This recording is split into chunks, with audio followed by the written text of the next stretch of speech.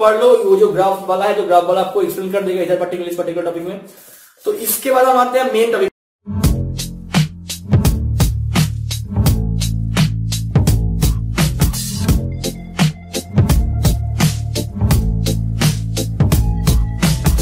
I wish I found some better sounds no one's ever heard. What's up guys, I'm Akash, you are watching Akash Talks। तो यार मैं calorimetry पर video बनाया था जो आप काफी लोगों ने डिमांड किया था, तो मैं स्पेशली कैलोरीमेट्री के पार्ट 1 के ऊपर वीडियो बना था, और वो स्पेशल वीडियो था क्लास या फिर ICSE 2019 वालों के लिए, या फिर जो क्लास 10 में अभी हम लोगों के लिए, क्योंकि मैं उस पर्टिकुलर वीडियो में आप लोगों को बोला था कौन कौन चीज या फिर कौन कौन चीज ज्यादा इंपॉर्टेंट है, कौन कौन चीज पढ़ना पड़ेगा, कौन कौन लर्न करना पड़ेगा।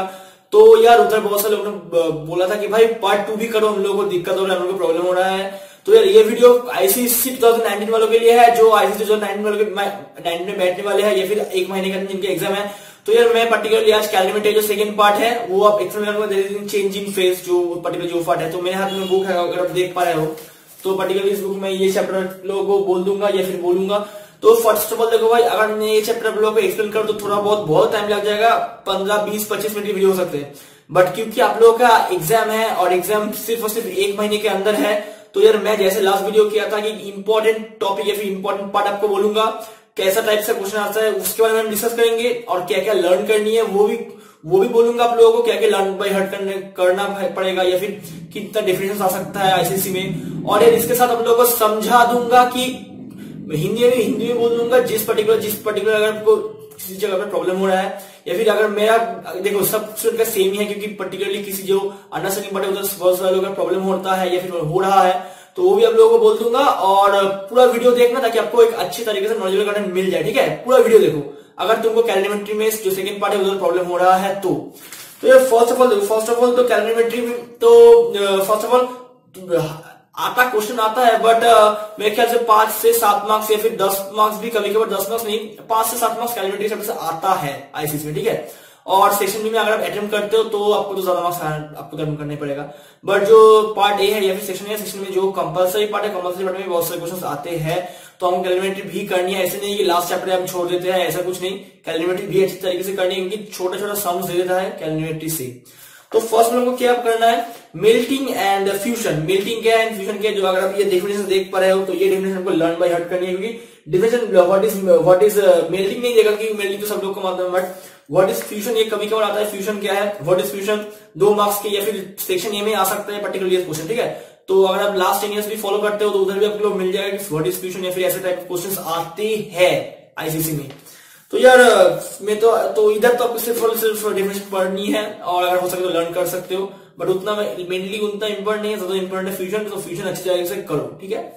तो इसके बाद थोड़ा बहुत ग्राफ है, तो हीटिंग एंड कूलिंग कर्व। तो हीटिंग एंड कूलिंग कर्व में जो चीज आपको ज्यादा इंपॉर्टेंट है, जो चीज आपको ज्यादा पढ़ना है, कि ये दोनों जो कर्व देख रहा है, जो ग्राफ देख रहा है, तो ये ग्राफ थोड़ा देख के जाओ, और मेरे को ज्यादा कुछ मैं क्या एक्सप्लेन करूँ, ये आप अगर पढ़ोगे तो आपको खुद ब खुद पता चलेगा, ठीक है। मेरे को एक्सप्लेन करने का कोई चीज है फिर कोई वजह नहीं है, क्योंकि इधर ग्राफ है, एक्स एक्सिस में आपका टेम्परेचर है, मैं फिर भी बोल रहा हूँ जो उन लोगों को अभी थोड़ा प्रॉब्लम है उन लोगों के लिए, एक्स एक्सिस में टेम्परेचर, वाई एक्सिस में टेम्परेचर एंड एक्स एक्सिस में टाइमिंग, अगर आप देख पा रहे हो तो, अगर थोड़ा जूम किया करके दिया जाए तो यार ये पर्टिकुलरली ये चीज है। और यार heating curve of ice during changing phase from ice to water, तो आइस से वाटर होने के टाइम फेज जो चेंज होगा, या फिर ये चैप्टर है चेंजिंग फेज, तो वो सिर्फ एक थोड़ा एक ग्राफ तो आपको बोल सकता है कभी कभार कि ड्रॉ ग्राफ ये, बट ये ऐसा क्वेश्चन बहुत कम आता है, बट हो अगर आ भी सकता है, क्योंकि आप 2019 के बैच है तो कुछ भी क्वेश्चन आ सकते हैं।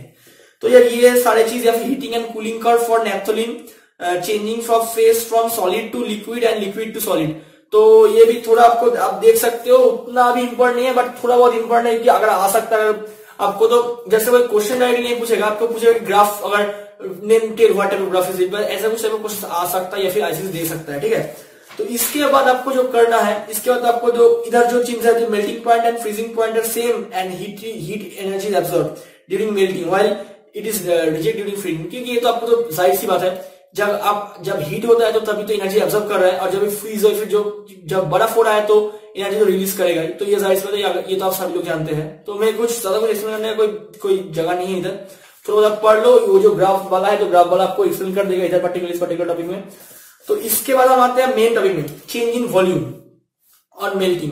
तो कैसे कैसे वॉल्यूम चेंज होता है, अगर आप बर्फ ऐसा रहता है, जब वो गलता है तो वॉल्यूम चेंज हो जाता है। सपोज मान लो कि आपका डीप फ्रीज में किसी भी बर्फ आप जमा रहा है वो किसी कप में, तो वो कप का शेप का हो जाएगा, क्योंकि वो पर्टिकुलर कंटेंट हम पढ़े हैं कि liquid always take the shape of the container from which we keep it. तो जितना हम रखते हैं उस पर्टिकुलर कंटेनर का शेप ले लेता है, ठीक है। तो वैसा ही कुछ है बर्फ के लिए। तो मेरे आप लोग ये भी जानते हो मेरे उतना एक्सप्लेन है, कोई उतना भी चीज नहीं, उतना भी इंपॉर्टेंट नहीं है।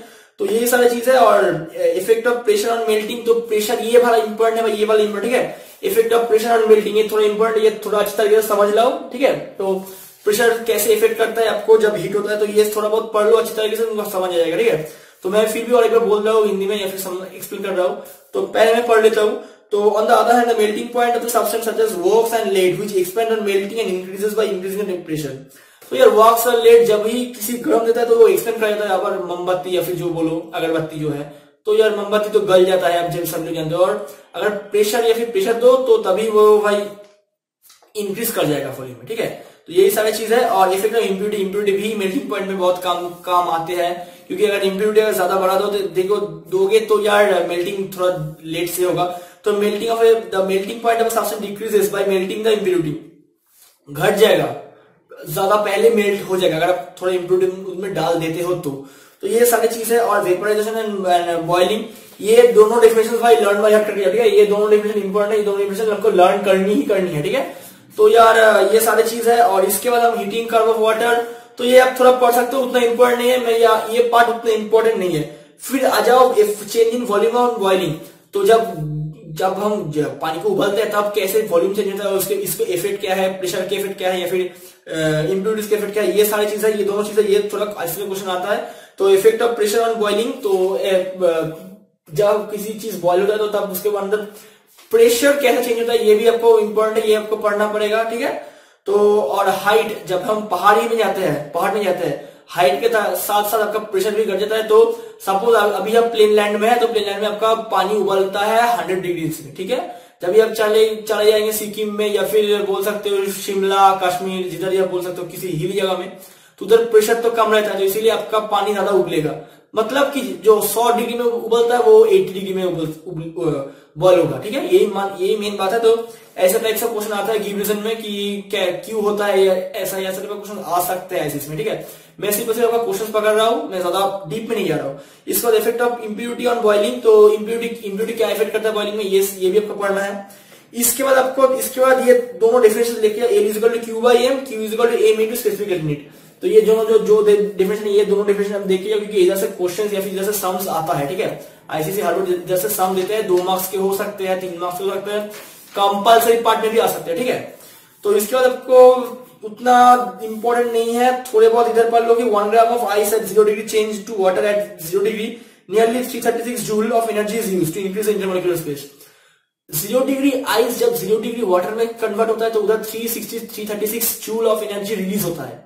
अगर वाटर से आइस होता है तो तभी वो एनर्जी एब्जॉर्ब होता है। तो ये चीज है, ये आप थोड़ा पढ़ लो। और इधर कुछ लेटेंट हीट जब मिलेगा पढ़ सकते हो, और उतना इंपॉर्टेंट नहीं है या फिर आपको उतना कुछ देखने का कोई जरूरत नहीं है।